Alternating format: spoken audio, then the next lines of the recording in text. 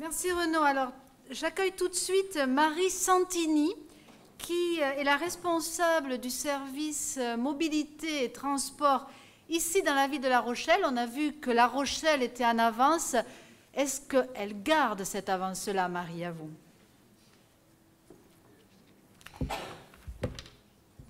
Merci, LSC. Bonjour à tous. Je vous prie d'excuser, à peut-être mettre... J'appuie sur le bouton, c'est ça? Droite. D'accord, merci. Je vous prie d'excuser Madame Devaux, qui est notre élue en charge de la mobilité. Vous m'entendez bien là? Oui. L'agglomération qui n'a pas pu être là aujourd'hui. Effectivement, donc essayer de garder une longueur d'avance. Déjà, on part de très loin, puisque nos prédécesseurs avaient déjà beaucoup innové en matière de mobilité à La Rochelle. Vous avez tous entendu parler des rues piétonnes, des vélos jaunes, des bus électriques, de l'autopartage. Tous les jours, moi, j'utilise cette carte qui me donne accès, et donc ça existe réellement au quotidien, à ces services, et je peux passer d'une voiture à un vélo, à un bus, pour me déplacer. Parmi les services de mobilité qu'on a, on m'avait demandé de zoomer sur une expérimentation qu'on a faite récemment qui concerne les bateaux.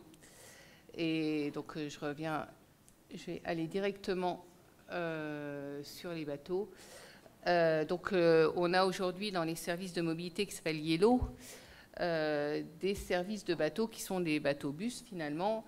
Et on en a un en particulier donc, qui fait voilà, le lien entre le port de plaisance des Minimes et le Vieux-Port toute l'année. On a même deux bateaux, mais c'est un service. Voilà. Donc c'est un service qui fonctionne depuis 2009, qui transporte beaucoup de passagers, ça marche très bien, et qui fonctionne avec des batteries, puis un système qui renforce avec des panneaux photovoltaïques sur le toit, des batteries classiques aujourd'hui lithium-ion. Il y a quelques années, c'était en 2011, la société qui a construit les bateaux, qui s'appelle Alternative Énergie, qui est un constructeur local, est venue nous voir en nous proposant de tester sur ces bus de mer une propulsion hydrogène, et qui serait donc une première en milieu marin de transport de passagers, et donc en site, en conditions réelles d'exploitation. Alors c'est un projet qui a été mené avec un grand nombre de partenaires dans le cadre d'un appel à manifestation d'intérêt de l'ADEME, qui a soutenu le projet, de la région également, et donc porté notamment par Michelin, qui a développé tout le système de batterie. Alors c'est une expérimentation qui a eu lieu d'octobre 2017 jusqu'à août 2018, même si 2011, il y a eu tout un tas d'étapes, on n'est pas arrivé à une mise au point.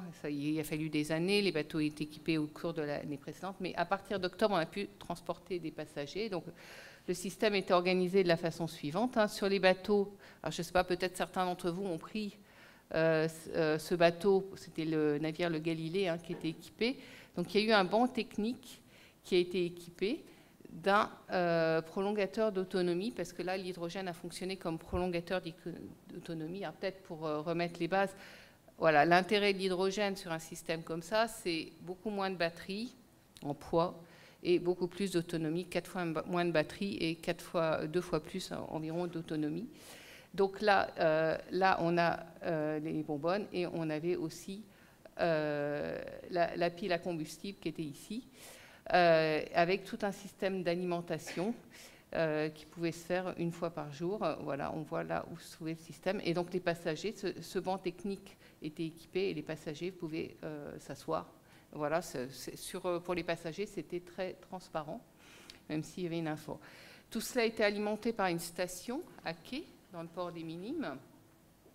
Alors, station qui était une station provisoire. Là, on n'avait pas cherché on voit bien ici, à travailler l'insertion urbaine de la station. Il y avait des normes techniques très strictes. Il a fallu avoir toutes les autorisations. Donc, station qui était cloisonnée. On voit les panneaux autour de ciment.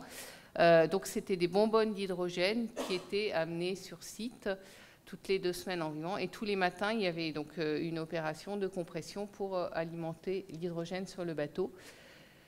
Alors après, je dois dire que pour vous faire un petit retour sur cette expérimentation, l'objectif, c'était de tester la propulsion hydrogène sur le bateau. Évidemment, il a fallu amener de l'hydrogène. Ce n'était pas l'hydrogène propre, mais encore, ce n'était pas l'objectif de la démonstration. L'objectif, c'était vraiment de tester la propulsion. Ça a plutôt bien marché. En revanche, il a fallu alimenter aussi le bateau avec un flexible qui était soumis aux marées. Ce n'était pas forcément évident, hein. Il y a eu des petits problèmes. Voilà, il a fallu remplacer le flexible lié au milieu marin, tout simplement.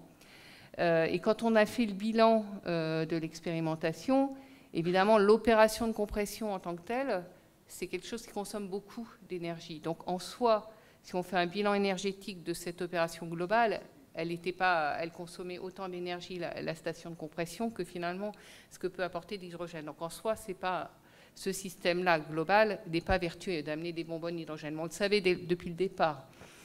Donc l'objectif, c'est de travailler, et je crois que vous avez eu une présentation de M. Filopono au départ sur le projet Atlantec, dans le cadre d'une boucle énergétique, et là on est dans un autre système. C'est-à-dire de produire de l'hydrogène localement et d'avoir des débouchés. Et effectivement, l'hydrogène pour la mobilité, c'est intéressant parce qu'avec un poids d'énergie embarqué, de piles embarquées faible, on peut avoir beaucoup d'autonomie. Mais il y a question de l'acheminement aussi de cet hydrogène. Évidemment, on ne va pas faire venir les bateaux sur le pôle Atlantec qui se situe à Lagor. Donc, il y a cette question-là qui est en train d'être étudiée. On a d'autres débouchés sur l'hydrogène, et je crois qu'il y a quelque chose aussi. Sur les bus, il y a des projets qui vont sortir en France de bus à hydrogène, notamment à Pau. Mais il y en a dans les pays du Nord qui fonctionnent. Il y en a en Allemagne qui fonctionne depuis un moment. Donc ça, c'est quelque chose qu'on est en train de regarder pour la flotte bus.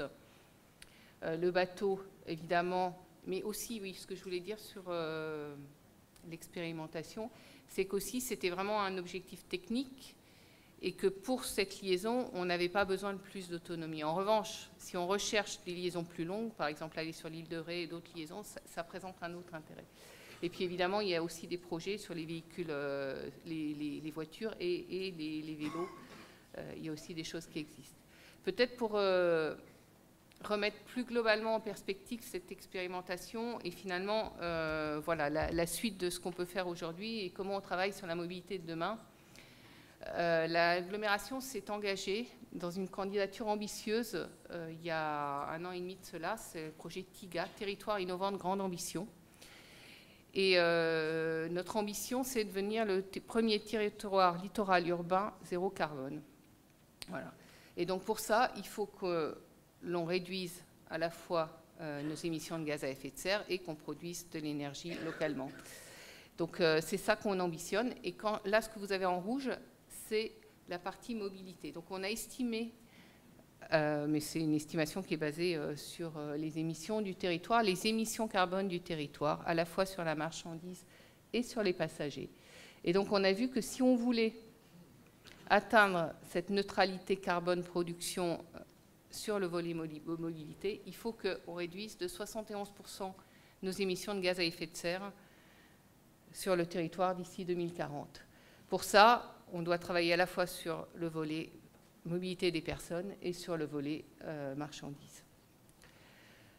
On a une première étape qu'on avait déjà inscrite, c'est notre plan local d'urbanisme intercommunal, mais qui ambitionne déjà de diminuer de 40%. C'est une première étape et pour tout ça, on travaille à la fois sur apaiser la ville, urbanisme, déplacement, motorisation propre, changement de comportement de façon globale, des actions sur les marchandises. On veut passer, par exemple, pour vous donner un exemple, sur le vélo, 7% d'usage sur le territoire, 14%. Sur la voiture, de réduire de 50 à 34%. C'est comme ça aussi sur les autres modes alternatifs où on ambitionne pour atteindre ces moins 40% de gaz à effet de serre. Mais ce n'est pas suffisant. On voit que ce n'est pas suffisant si on veut aller plus loin. Donc pour vous donner un aperçu, là je ne vais pas détailler et tout, les actions sur lesquelles on travaille aujourd'hui pour la mobilité de demain, évidemment, il y a toute la mobilité liée au déplacement. Donc, il y a tout ce qui est motorisation des véhicules. Le précédent interlocuteur a parlé du bio-GNV. Évidemment, hein, ça fait partie des pistes. Donc, l'agglomération a décidé, il y a 3 ans, de ne plus acheter de bus diesel. Donc, maintenant, on travaille sur un mix énergétique pour les bus, donc basé sur l'électrique. On a déjà une ligne qui est entièrement électrique sur le territoire. L'hydrogène, on va regarder comment on peut l'introduire, et surtout massivement le biogaz. Et il y a une station qui est en projet à La Palisse, une station de distribution de gaz, qui est évidemment très importante dans le dispositif, qu'on puisse aller se ravitailler, et puis les flottes aussi privées de transporteurs puissent le faire. Il y a aussi le projet TIGA, pour retracer, c'est aussi un projet partenarial avec l'université, le Grand Port notamment, et l'objectif c'est que chacun travaille sur ses émissions, sur ses flottes internes, les flottes de déplacement professionnel, et sur les voitures aussi des individus. On regarde aussi tout ce qui est zone à faible émission. Donc on a travaillé sur la marchandise, notamment la marchandise qui dessert le centre-ville. On a fait des ateliers, on a regardé avec les transporteurs comment on pouvait faire. Ils nous ont dit qu'ils étaient prêts à s'équiper. Donc on a regardé comment progressivement on pouvait mettre en place une zone à faible émission qui concernerait déjà les véhicules lourds, mais petit à petit d'autres véhicules plus légers. Les véhicules lourds avec finalement des zones ouvertes à la circulation qui seront plus favorables au départ. L'idée, c'est d'y aller progressivement, évidemment. Il faut garder une attractivité économique en fonctionnant par des actions de promotion, les pics de pollution, par exemple. Voilà. On travaille aussi dans le cadre de TIGA sur le développement, évidemment, massivement sur le vélo. C'est à la fois les aménagements, les infrastructures, mais également tous les services qui vont permettre de développer. Et quand je parle services, je parle de services, évidemment, sur le téléphone. La mobilité, aujourd'hui, c'est ce qu'on a sur notre outil numérique. Avant toute chose, à la fois pouvoir accéder à tous les services, c'est ce qu'on appelle dans le jargon « mobility as a service », et ce n'est pas seulement les services Yellow organisés par la collectivité, ça peut être les taxis, ça peut être du covoiturage, ça peut être des offres de transporteurs privés. Donc l'idée, c'est qu'on ait comme info, tout de suite, je regarde, je vais aller de A à B, finalement, qu'est-ce que j'ai comme info, combien de temps ça me prend, combien ça me coûte, et qu'est-ce que j'ai comme empreinte carbone. Et que ces 3 infos, voilà, on puisse y accéder facilement, et ensuite qu'on ait une tarification aussi unique de tout ça. C'est un projet ambitieux, mais voilà. On voit comment les véhicules autonomes, on a déjà expérimenté en 2016, pendant 5 mois, un véhicule autonome. C'était un véhicule de transport collectif qui était intégré dans le service.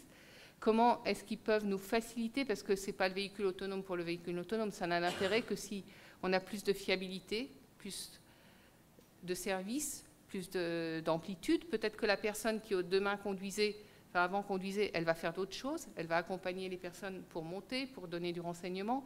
Voilà, c'est comment le véhicule autonome peut petit à petit donner un transport collectif plus attractif, plus fiable sur le territoire et donc changer finalement nos comportements. Et puis on a aussi tout un tas d'actions sur le fret, notamment par le Grand Port, qui est un des partenaires du projet et qui travaille aussi sur le bio-GNV dont a parlé notre interlocuteur précédent. Voilà. Merci à tous.